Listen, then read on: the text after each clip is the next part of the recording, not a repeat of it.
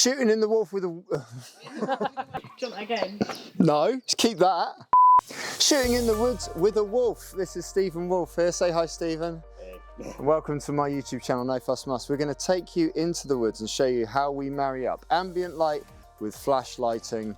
Real simple workshop here, but it's a bit structured. We're just going to take it one step at a time to see how we can bring in artificial light to elevate a portrait in an outside location.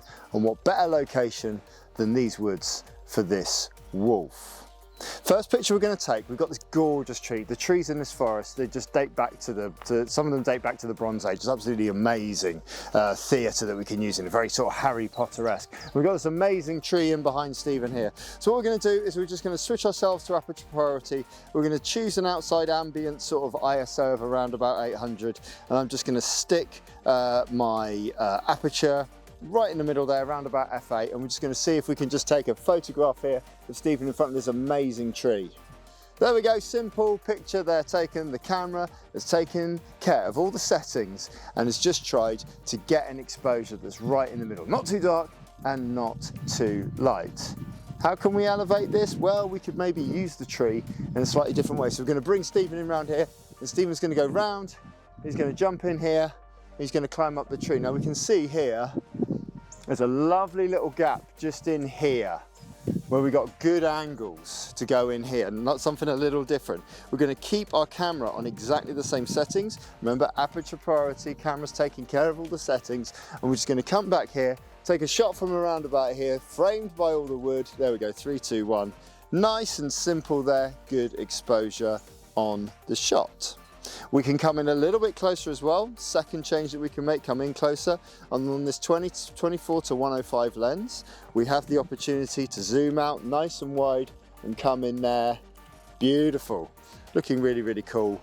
All the ambient light controlled. But what we do see in this shot here, there are certain elements of the sky in the background that are still maintaining white. We're outside on a cloudy day, so it's nice, even light coming through, nice and diffused light coming through into the shot. So not too much to worry about in the shot here. It's a little bit backlit, but there's generally, we're in a shaded area, not too much to worry about light. If we want to add a little bit of punch to this shot, we need to start thinking about how we're going to implement some artificial light. And the artificial light, I'm just going to redo that because that is in completely the wrong position. So the artificial light we're going to be using is this. It's an ELB 500 pack attached to the head up there with a very simple octabox on the side, and we've put it on a C stand. It's the most supported stand that we can use outside. It's got a nice weight to it, and it's not too much of a windy day here, hardly any wind at all, and we're in a nice sheltered area. And we also have people on hand who would help if we were to bring them in off camera. No, she won't be seen. But we do have people who can help, who can hold this as well for us. What we're going to do is we're going to take a shot here and switch ourselves to manual mode, and we're going to change the settings up so that we're controlling everything.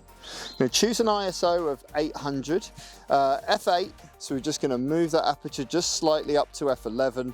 And we're going to keep that shutter speed at around about 1/160th of a second. And we're just going to see how this shot looks here with all of those manual settings in there. And we can see that the whole front part of the picture here has gone very dark. And compared to the previous shot as well, that background has come down just a little bit there. To bring that background down even more, I'm just going to dial in a little bit of aperture, get it up to f16, and we're going to see what difference that has in the shot now. 3, 2, 1, go. And there we go, we've got real dappled, almost grey light in the background now. By turning our flashlight on and by attaching our transmitter to the flashlight, we can control, with this EL Skyport, we can control the flashlight from where we are. So we can move the power up or down based on what we need. And we're just gonna bring Stephen in here for me, do a nice pose. We're gonna come in nice and close underneath, 3, 2, 1, go.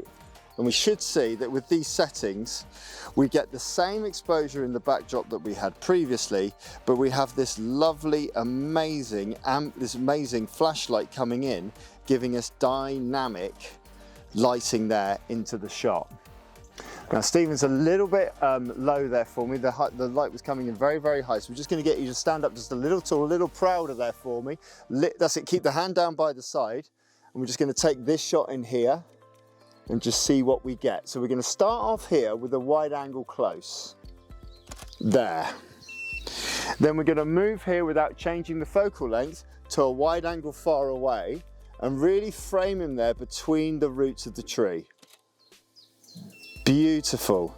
Now we're going to switch it to landscape and have him right in the middle.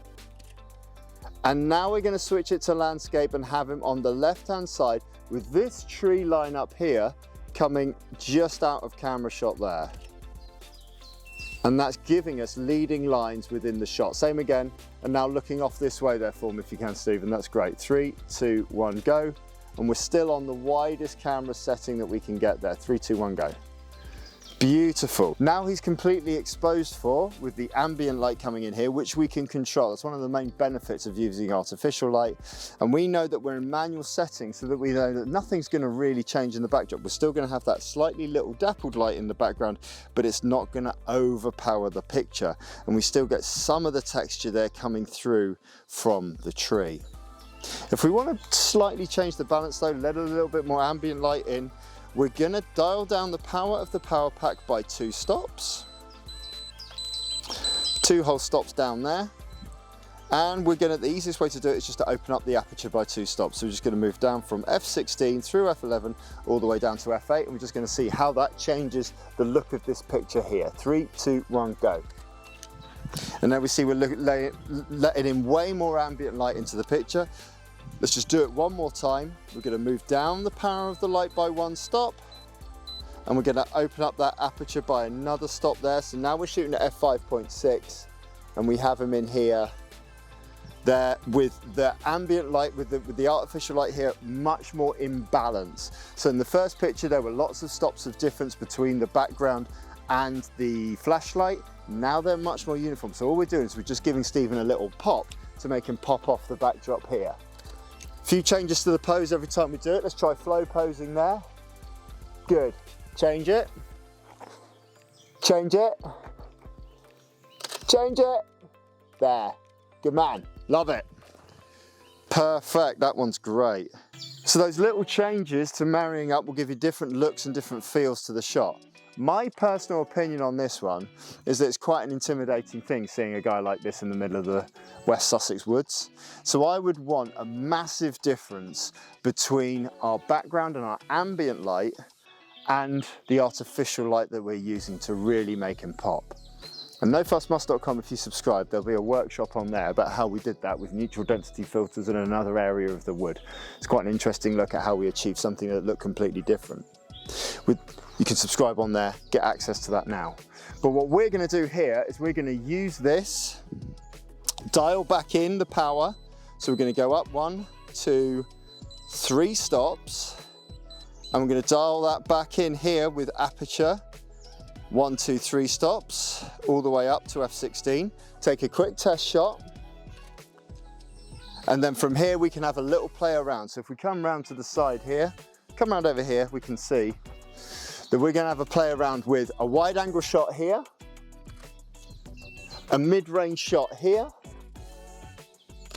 and then with the 24 to 105, we'll go all the way up to 105, yeah, and have him there, and have this bark of this tree coming out.